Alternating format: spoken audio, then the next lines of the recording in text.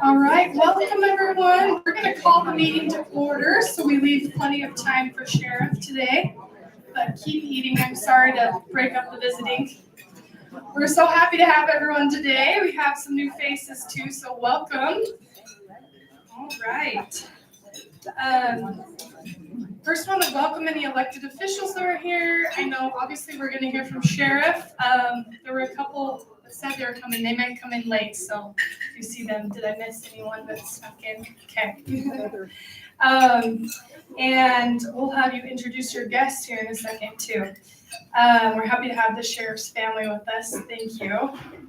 A couple announcements. So it is the year of the organizing convention for the county party. So there's elections going on.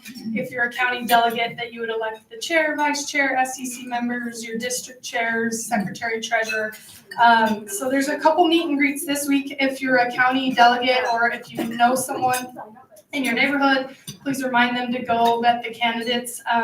Friday night, there is one. Well, they're both in Hurricane, actually. One Friday night, one on Saturday in Hurricane. So watch for those. I think they've been emailed out, and we posted them on our Facebook as well. But you can go meet the candidates, get to know them. And we have some candidates here today, so I was going to have them stand. If you're running for a county office, will you stand?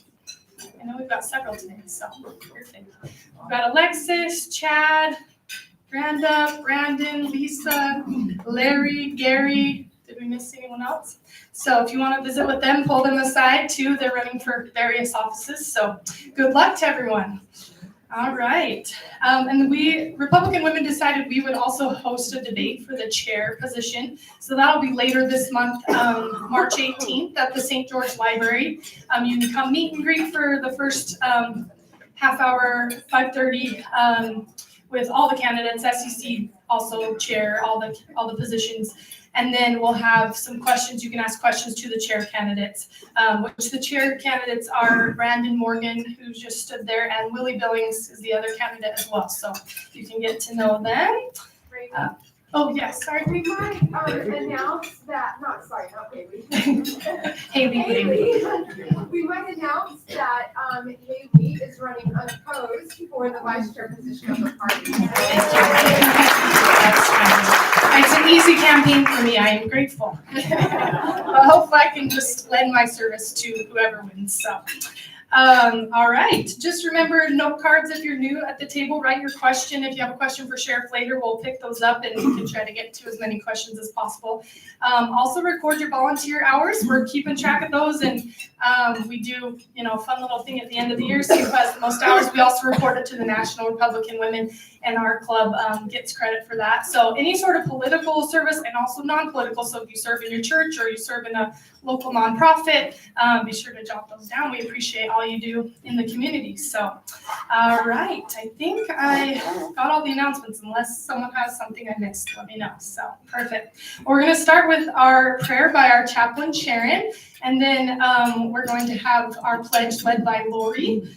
Following Lori, we'll have our membership report by Jennifer. And then I believe that's all. Then we'll turn the time over to Alexis to introduce our speaker today.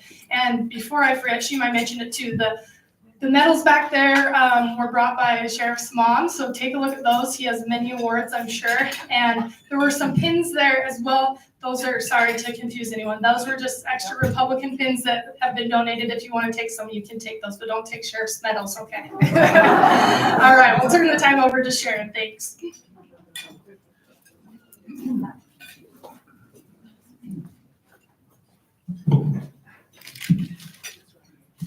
Let us pray. Dear Father, excuse me.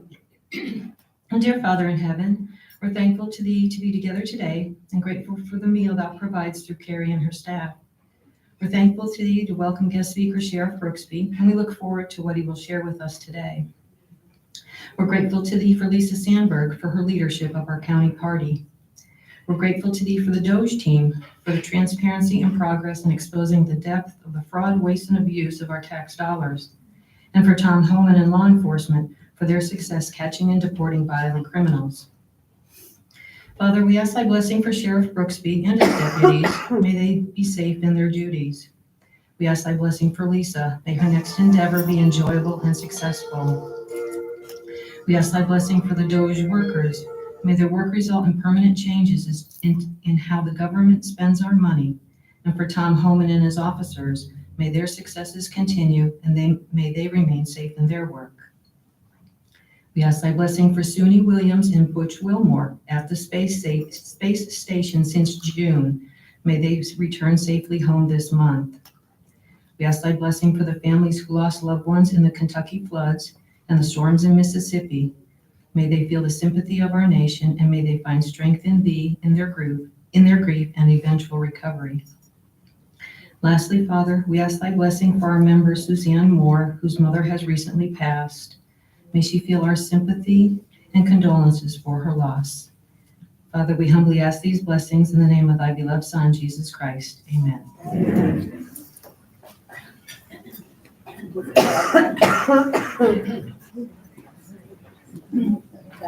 And now will you please stand and join me in the Pledge of Allegiance?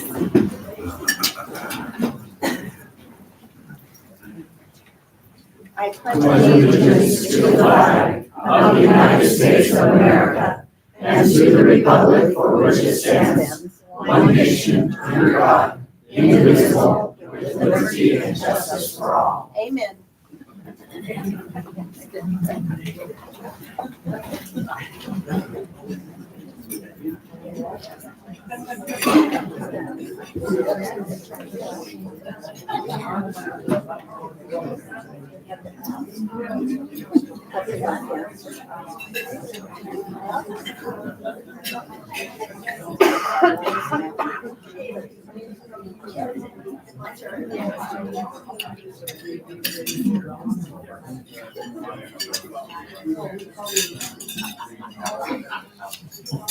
Sorry about that.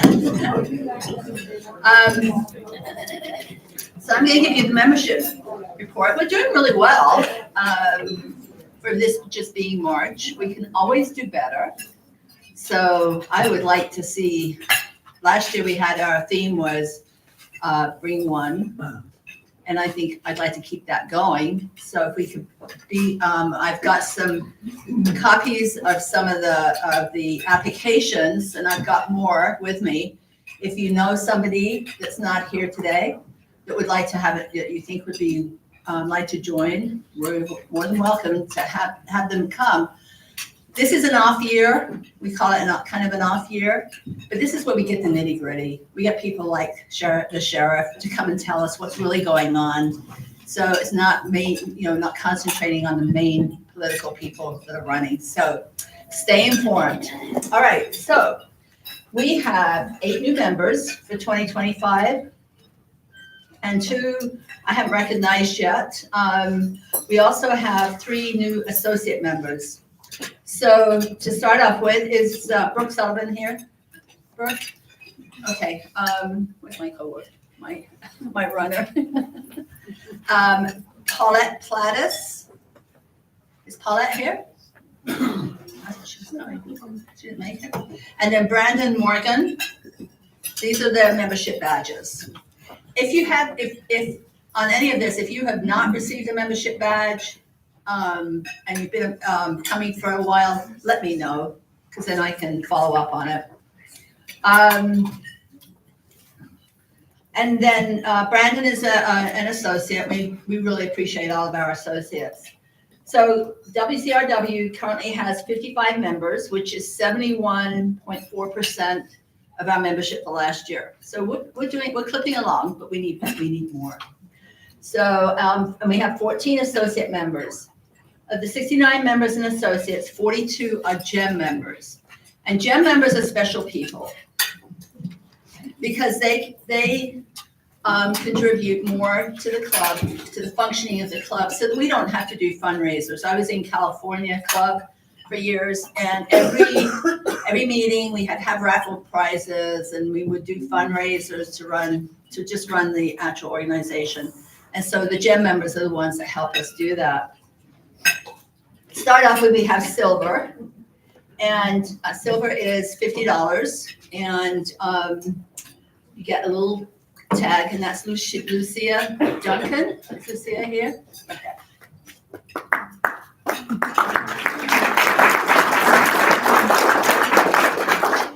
And then I have 4 gold members, and gold members are $100, and they also get a free lunch. So there's some benefits to this. Charlotte Devlin, it's back there. Kathy Bridges.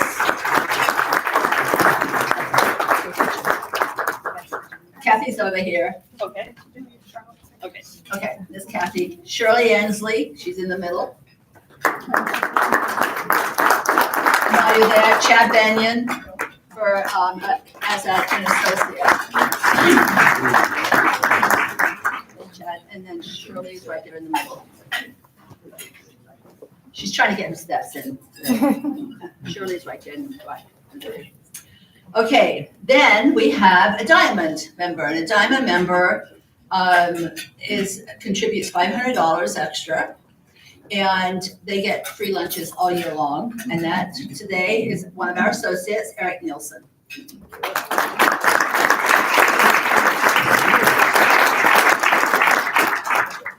So, as I say, we're excited. Do you want me to do the guests? Okay, so who brought guests today?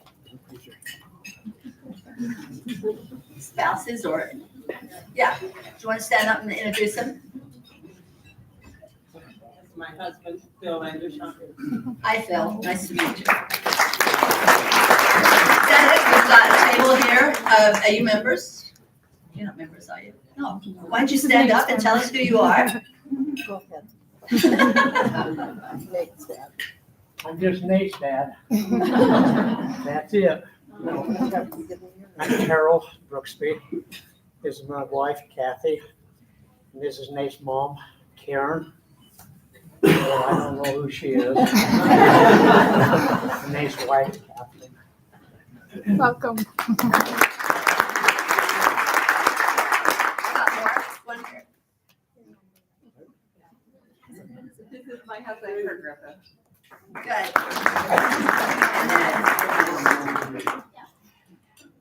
So I have Susanna Johnson. She came last month, so if you were here last month, but she's new. Her mom is Corinne Johnson, the president of Utah Parents United, and we love the superstar she is doing to protect our kids at the Capitol. So please, if you haven't had a chance to meet Susanna, come introduce yourself.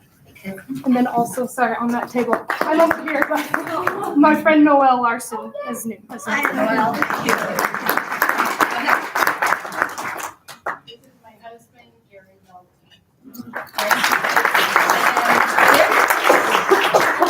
He's my friend and my neighbor, Ann Pierce. And thank you. So welcome to all of the guests. As I said, there's memberships out there. We've just had, I'm sorry, I didn't see you back there. This is my husband, Jerry Jacob. Nice to meet you. And then we just had Nanette and Willie Billings walk in. So they are, of course, an elected official as well. Willie's not right now, but he's running. So, okay. Again, if anybody's got any questions on membership, or if you have not received a name badge and had paid for one, or your little recognition for your gem member, just let me know and I'll check up on it. And if anybody just joined, you don't have it yet, that'll be next month. Thanks.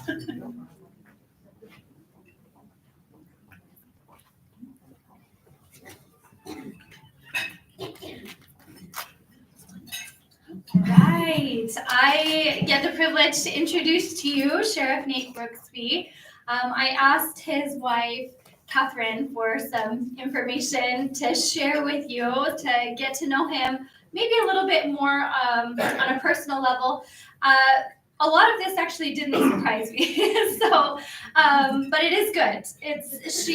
The one thing that I was interested in. She says Nate says he has a little bit of an addictive personality, so he likes to stick. Oh yes, Catherine says that. Maybe Nate doesn't say that. I like this. He makes the same protein shake every morning and has the same bowl of cereal every morning. And now I'm interested in what cereal is your favorite cereal? Oh, okay. All right. His music, is that healthy? Like that? Is that RFK approved? We have a question in the front. I talked to him this morning. He's on the fence. All right. Maybe a little too much sugar content. All right.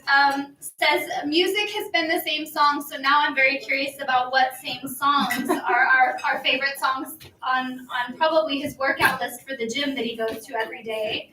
What's the favorite songs? Is it 80s music? What is it? Like caravan stuff, like Okay. Metallica, AC/DC, stuff like that. Okay. All right. Something that's a little heavier than most people would. I had older brothers that influenced me when I was younger. Oh, blame it on the brothers. Bad influences, those older brothers. He is a routine guy when he can be, and I think that was one that didn't surprise me.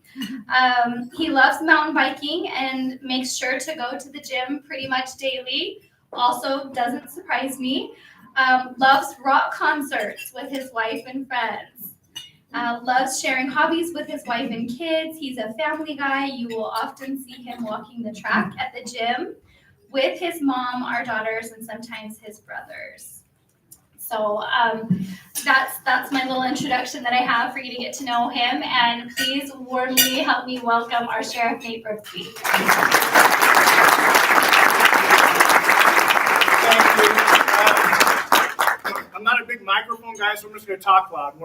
When I speak, I like to use my hands a lot. I like to walk around a little bit. So if you guys in the back, if I'm not loud enough, please let me know. You guys okay with that? Okay, pretty small room. So thanks, Alexis. I appreciate you inviting me out. I always enjoy opportunities like this to get out in front of the public. A little bit about me and my career. Got some rough guys just walked in. They're my backup. So I've been in law enforcement for 28 years. I started in Washington City in 1996. I got called into the mayor and city manager's office and said, hey, we're dissolving Washington City Police Department. We're going to contract with the sheriff's office. So that I went to work for the sheriff's office in 1999. I've been the sheriff for just over 3 years now. So December was my 3-year anniversary. The way that works is I'm elected. So a lot of citizens, it surprises me that they don't understand the difference between a police chief and the sheriff.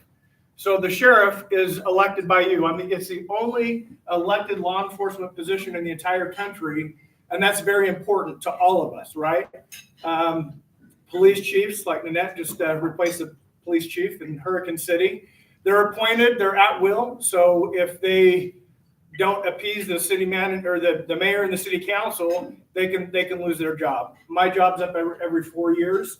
So I'm about halfway through my first full term. I did complete 13 months of Sheriff Pulsifer's last cycle. So unfortunately, he ended up getting cancer and had to retire, and he's since passed. Some day-to-day operations. So I have people come out on a weekly basis doing tours. Brandon and his daughter was out a week and a half or so ago. And we've got a board in there that has every employee in the sheriff's office. So currently I have 193 employees. So that makes us the largest law enforcement agency in the county. But a lot of my employees you never see because they're running jail operations.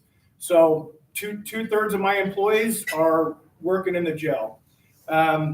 We have 3 main divisions at the sheriff's office. So patrol division, one of my canine guys is here. So we have 3 canines. You'll see one today, Canine Cyrus. And two of them are what we call patrol and drug. They're dual purpose. So they can track down a fugitive by scent, or they can find narcotics in a vehicle or a home or things like that. Last year we had the Dixie Elks Foundation donated some funding to buy a new dog, but that one's specific for search and rescue. His name's Scout, and he's specifically trained to do human scent and cadavers. So we literally have a freezer at the sheriff's office with human parts in it for training purposes. Kind of weird, right? State law allows it. We have to work through the medical examiners, but it's not like a hand or a finger. It's like flesh. Kind of. If that freezer ever goes out, it's going to be a bad day. I know. Let's see. Corrections division. So we house about 450 inmates. About 350 of those are county inmates. We offset some local tax dollars, or the state pays us to house about 100 state inmates. We also contract with the U.S. Marshal's Office to house some of their inmates. But we use inmate labor to cook 471,000 meals a year, do laundry all day long. We have work crews. You'll see inmates picking up trash on the side of the road.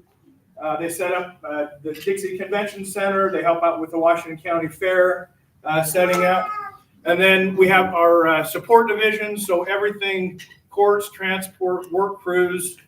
We have education and religious services in the jail. We're working with Snow College, and that's a good thing. So if we can get people on the straight and narrow, I'm all for that. I don't want them to keep coming back to jail. So I'm supportive of any program that can help that along. We're working with Snow College right now to try and get some secondary education. So the inmate could start secondary education while incarcerated, but then it's online. So even when they get out, they can continue that and hopefully get a degree to help them a little bit more likely to get a job out in society and hopefully take care of themselves and their family and not come back to jail. One of the things that was listed on the flyer was immigration. So that's a big one right now. So I'll give you some history on that. So when I first started patrol in 1996 to about 2005, if we had Ford Econoline 15-passenger van, and we believed it was, hi Michelle, Hey. welcome. Sorry. Now we did. Yeah, she's always got to make an entrance, doesn't she? So basically human trafficking. So, illegals are paying what we call coyotes, $5,000, $10,000 to get them in the country. That's human trafficking. Oftentimes those individuals are having to pay that back by working it off either in the construction trade, prostitution, drug mules. So they're working that off for years. And that is the definition of human trafficking. So from 96 to about 2005, if I got a traffic stop on one of those types of vehicles, I would let dispatch know, hey, let ICE know I'm out on a human trafficking event. They would actually come out to my traffic stop. Since 2005, that hasn't happened. We saw when Biden came in, our borders were open, right? There's just no questions. He can say our borders are secure, but that was a lie, flat out lie. So how that's affected us the most in Washington County is the fentanyl coming in. We've always had illegals here. They're usually in the construction trade, agriculture, but most of them don't cause many problems. If they do, if they get booked into the jail, during the Biden administration, ICE would be notified. They would come in and basically do a promise to appear. So they were released on asylum seekers, but their court date was 8 years down the road. So in the meantime, they were legally in the country because they were asylum seekers, when we know 95% of those individuals wouldn't actually qualify for asylum. So President Trump comes in. I loved his speech the other night where he says, they kept saying we need legislation, stop border legislation. It turns out all you needed was a different president, right?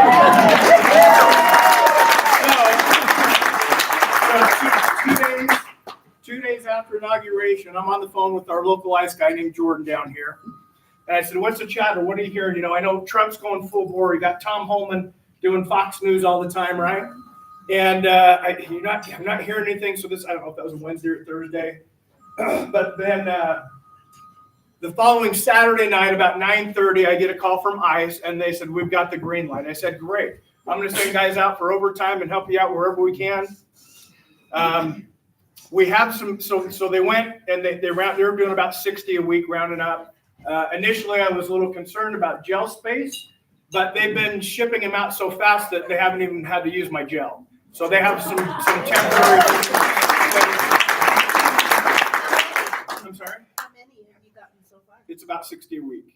So right now, what we're doing is they're having issues with federal bed space. So they'll take them to their local facility. They can hold about 40 for a very short period of time. Then they ship them to Vegas. They're putting them on military aircrafts and get them out of the country.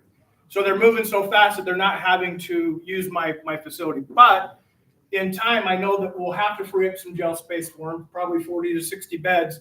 The problem is we're still, even though Trump and Tom Homan are moving so fast, the paperwork is dragging, the agreements, the contracts are dragging. So under Biden, he created a system where it was impossible for me to house ICE inmates. I tried to work with them for the first couple of years as sheriff. Salt Lake County and Washington County were the only ones trying to still work with ICE. But what Biden did is he created 2 non-government entities to come in and do ridiculous inspections. They had 750 pages of rules that we had to abide by. And if we didn't, we'd be likely sued by the ACLU. They call it a civil detainer instead of a crime. So that's some legality issues. Like, I house criminals. You're saying this is a civil detainer. That creates issues, right, Jerry? It does. Okay, it does. So the really sharp contrast is we house U.S. Marshals inmates all the time, every day. Great contract, great working relationship with them. They're a federal entity. We work great with them. ICE is a federal entity. We don't work with them at all because of their ridiculous rules. So the national sheriffs, sheriff world, we have a National Sheriff's Association. We have a Western States Association. We have a Utah Association. So we have a lot of we have lobbyists to help us at the Capitol to push good bills and knock down bad bills. There's some ridiculous bad bills that have come up. So all that the federal government has to do, anyway, so we met with Tom Homan about 3 weeks ago, at least our association did. Sheriff Glover of Kane County is on that board. So he was literally in the room 15 feet away from Tom Homan. And Tom says, if your state standards are good enough for U.S. citizens, they're damn well good enough for illegal immigrants. So I know his mindset is in the right place. It's just getting the paperwork and the agreements in line. I know it's coming, and I'm willing to work with them, help them any way we can. When we talk about systems, we have state systems and federal systems. So I, as a state local law enforcement officer, I can't enforce federal law. And vice versa. The feds can't enforce state law. Now, there is some Utah law that allows me to deputize federal law enforcement to be able to utilize state law. So little things like in Zion National Park, if the ranger pulls somebody over up there and they have a Utah warrant for their arrest, there was questions about statute, whether they could even arrest that person on a Utah warrant, because the statutory verbiage is a Utah law enforcement officer. Well, they're not. So in some rare cases, I deputize some federal agencies to be able to do little things like arrest somebody on a warrant or do a state impound on a car, things like that. On the other side, the federal government can create task force officers. So Deputy Montgomery back there, he's a task force officer with the U.S. Marshals. ICE has a TFO status called 287G. So there's 2 prongs of that. One, and I'm chomping at the bit to get that done because, again, I want to help Trump and his mission, mass deportation. So I'll have my corrections staff get 287G so they'll be able to place an immigration hold on individuals being booked in the jail. And at the same time, I'll have deputies that are 287G for field operations so they can go out with ICE and help them along with all this illegal immigration issues that we're seeing. So I'm trying to think of anything else on illegal. Oh, the fentanyl issue. So in 2023, just in Washington County, we recovered 167,000 fentanyl pills. Unfortunately, in 2024, we recovered 233,000 fentanyl pills. So I believe that spigot's been cut off, and I think those numbers are going to, once the surplus that's already in the U.S. is gone, I think we're going to see a huge reduction in fentanyl coming in. Now we've seen, border crossings down like 97%, which is amazing. So yeah, any questions on immigration stuff? No? Go ahead. I have two questions. Okay. Are they only going after heinous criminals or just illegal immigrants? And number two, how many illegal immigrants do you think are in the greater Central community? That would be hard to quantify the amount. Several thousand, I would guess. And of course, initially we're going after criminal offenders. Deputy Montgomery had an individual that had sexually abused his daughter.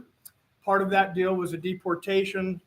And within 2 years, he was back in the same home with the victim daughter, which was on the hot list for Monty. So Montgomery went and arrested him, and deportation process have started. So obviously egregious instances like that. But right now, anybody that's being booked into jail is being screened on immigration status. ICE is being notified. And instead of giving them a promise to appear to show up in court in 8 years and released in the community on asylum seeking, they're getting holds put on them and they're being deported. So domestic violence, DUI, anything they're coming in the jail, they're being screened now. So that's a really low-hanging fruit type thing. There was some legislation that Neil Walters ran.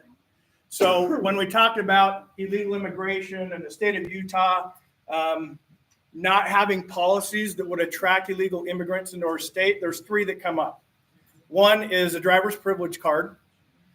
Two is CHIP benefits for children of illegal immigrants to receive medical, and then E-Verify.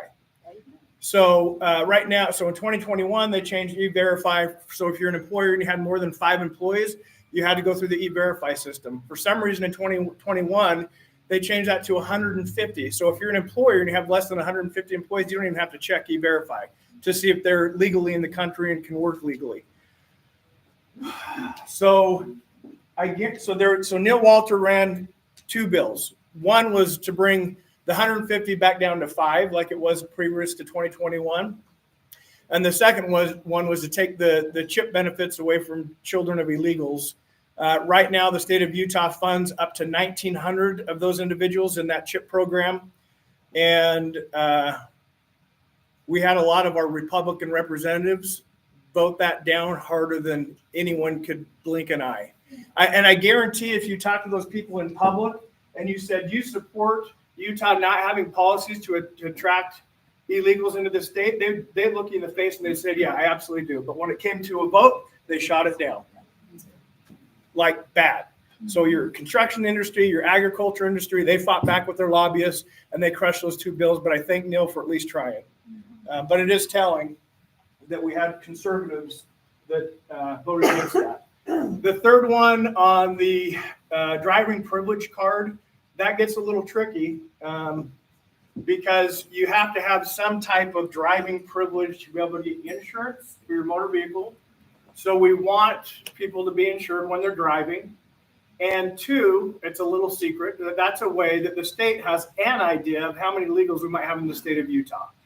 So that is also reasonable suspicion up to maybe even probable cause.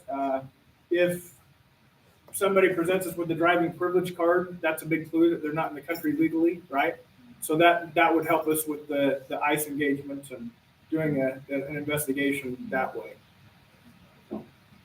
Go ahead, Larry. Larry's a defense attorney, by the way. He's a friend, though. And you agree that it's good to protect everyone's constitutional rights? Absolutely.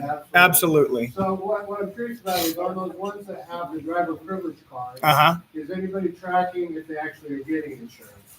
Usually we find that out on a traffic stop. So I don't see that. I don't know of any data that would show one way or another. But that's an argument that people use that why we should keep it in place, right? So nobody even attempted running a bill on that one. It's just kind of tricky, right? So Does that excuse me, does that credential look different than a regular driver's license? It does, and on the back of it, it says it shall not be used as legal identification. So it's red, it says driver privilege card at the top, really bright red, so we know exactly right when they hand it to us. So I don't know, pros and cons of that. Go ahead, Bill. Mayor Hoster, sorry. So, You're fine. We're friends.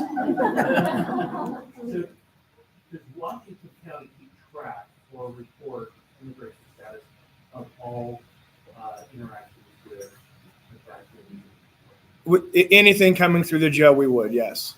Yeah.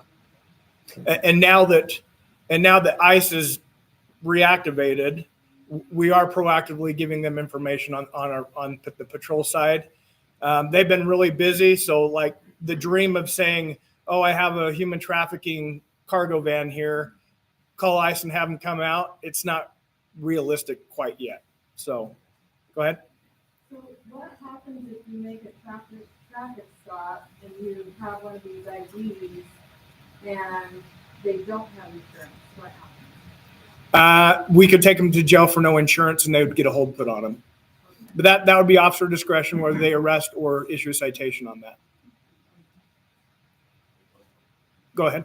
You mentioned that the first priority first is criminals, which is fine. But Correct. obviously we know we have non-citizens with driver's privilege cards. Those things are registered. I assume there's a name and an address. Uh-huh. At what point in the near future do you think you will be replacing the business with addresses with driver's privilege cards?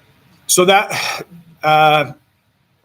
probably a couple of years at least. Like we're going to get the low-hanging fruit first, the criminals, the people that are creating victims, the people that are bringing fentanyl in, the people that are.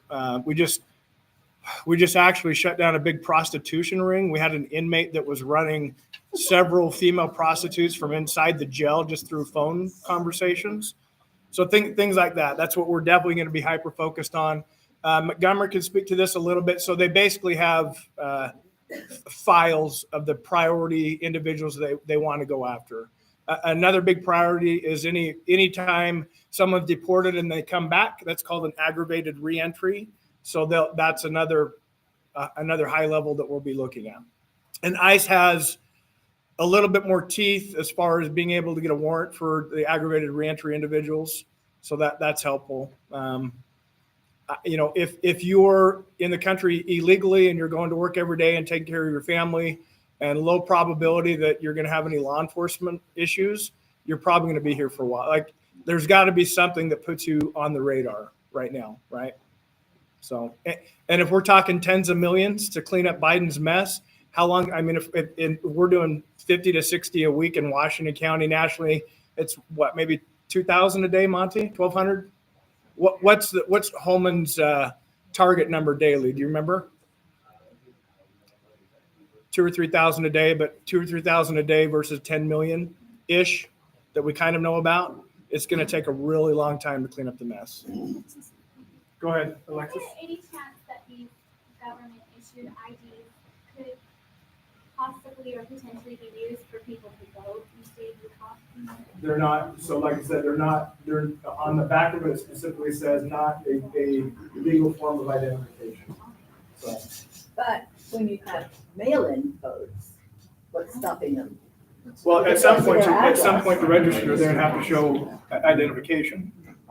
So that's the way they're vetting it, is they have to show identification, U.S. citizenship to be able to vote, at least in the state of Utah. California, maybe not. It's my understanding that the county utilizes those DMV records to mail out the ballots. So if they have a driver privilege card through the DMV, are they getting a ballot mailed? No, because the state of Utah themselves has a legal form of identification. So because they can't present U.S. citizenship or green card or work permit, they can't show that they're in the country legally. That's the only reason they have that driver privilege card, which is a benefit to us if we see that as law enforcement. Ding, ding, ding, we know that you have a driver's privilege card and you're not in the country legally. Go ahead. Are the shelters, like Switch Point and other shelters, private shelters, are they screening for citizenship? I don't know. I've heard kind of some rumblings. I haven't verified it. Montgomery, do you know if Switch Point takes, or they're checking immigration status? Do you know? They're not. They're not? Okay. So, yeah. That's an issue too, right? Again, don't entice them. Don't entice them. Go ahead, Nina. I just wanted you to tell everybody the things that you've done since you've been sheriff, the changes you've made. Well, just 2 weeks ago, I kicked ATF out of Washington County. So this is interesting. So ATF hasn't had an agent in Washington County. Their SAC out of Denver came down, and we do work with FBI on some cases. Usually they're like government corruption cases. We work with DEA they're part of our drug task force. We work with HSI. We work with U.S. Marshals for fugitives. So I had the big boss for the region, ATF, in my office a week and a half ago. He had one of his agents there, and the ask was, "Hey, we'd really like to have a footprint in Washington County, and we want to join your Washington County Drug Task Force." And I said no. I said, "Nope, you don't have a good reputation nationally. I don't like the idea that you're going after law-abiding citizens, that you're using." So anytime you buy more than one gun, I get a form. It's just a multi-purchase ATF form.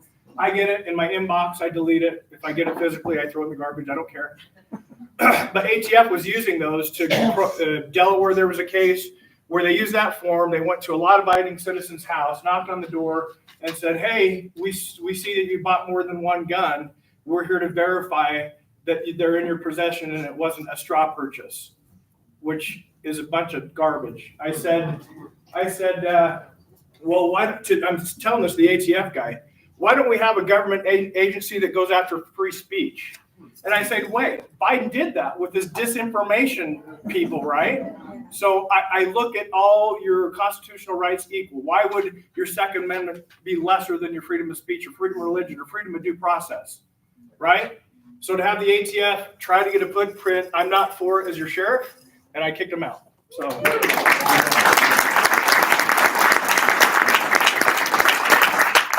And they were talking about just one agent. So if they decide to come in anyways, they're going to rent out an office space for probably $10,000 a month for one agent, and then we'll have to call Elon Musk and have him fix that. What time are we at? You've got like a half hour, so wherever you want to work in the dog. Okay. More questions. Go ahead. Yeah, as like a regular citizen going about our day, is there something that we can keep our eyes out for, like offenses that are happening to folks like us? Yeah, so I don't know, 10 years ago, the state of Utah basically put a campaign, mostly to do with like terroristic threats. If you see something, say something. You know what belongs in your neighborhood and what doesn't, right? So if you see something that looks out of place, don't ever hesitate to call us. If we show up and it's nothing, okay, that's what we do. That's part of our job. But a lot of our drug cases end up coming up because of neighbors noticing what we call short stay traffic. So cars come into one house and they're there for 10 or 15 minutes, maybe some sketchy looking people live in the house. So we'll take those tips and then we'll start doing investigative tactics to try and get the search warrant to eventually go into that home and shut that down. What about the woman and man team that were Venezuelans, I heard? Yeah, we've had groups of Venezuelans come through. Kind of anything on that line? Yes. Yeah, we've had same thing with prostitution rings. We have hotel managers say, "Hey, we've got this group of individuals that are staying here. They're just paying cash every day. Like they don't say we're going to be here for a week. They're just paying cash every day." That's another common thing we've seen in hotels locally. Typically, those like prostitution rings will come out of Vegas. So Vegas, I'm sure there's a lot of prostitution in Vegas, but so the market's pretty challenging down there. So they'll come up to southern Utah and set up shop for a week or so. And and stuff like that. Because I know like the guy and the girl team, she was talking to the woman. They had it on video. She was talking to the woman, distracting her. oh, like in a shopping cart? Yeah, so we see that. So we'll get parking lots of gyms, parking lots of Walmart. So they're breaking the car. They're looking for cash, credit cards. If they steal your credit card, they're going to walk right into Walmart and buy a bunch of prepaid gift cards with your credit card. So then it's clean money, right? So we do see that. It doesn't have a deep-rooted presence. It's usually a traveling group. So we'll get them from Georgia and Florida, Nevada that are just coming through, and it's a traveling crime wave. Whatever they can rob, steal, and yeah. But that's it. Extra set of eyes. If you see something that just doesn't feel right, you're probably right? So don't ever hesitate to call us. So, okay, I think we're kind of running out of time. I could speak for 3 hours. I've done that before. But we have our some canine handlers, Santa Clara Ivans, Deputy Shumway, Sergeant Kilpack, and Deputy Montgomery. So do we just have Cyrus here today? Huh? And Hotch is coming in. Did Hotch get certified today? Nice. So Deputy Shumway he received a dog that had been to a handler previous that had some bad training. So he's had a hard, if they go on a bite, verbally to pass the test, they have to release that bite verbally instead of having to be physically pulled off. So Hotch was struggling with that a little bit, but I'm glad to hear that he passed his test today. So Do we need to move like? yeah, let's if the three front tables, if you guys can stand up, I apologize, but we just need a little bit more room. Cyrus in particular is like his handler. He's very high energy and a not very nice dog. So you got my phone, babe.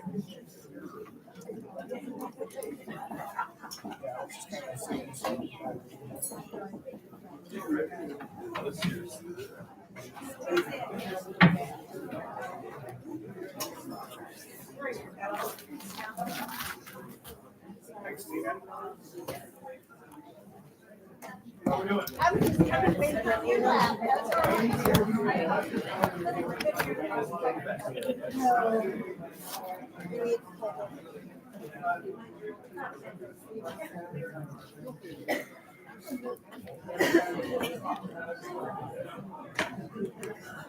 You're gonna put this away. Yeah, let me see it.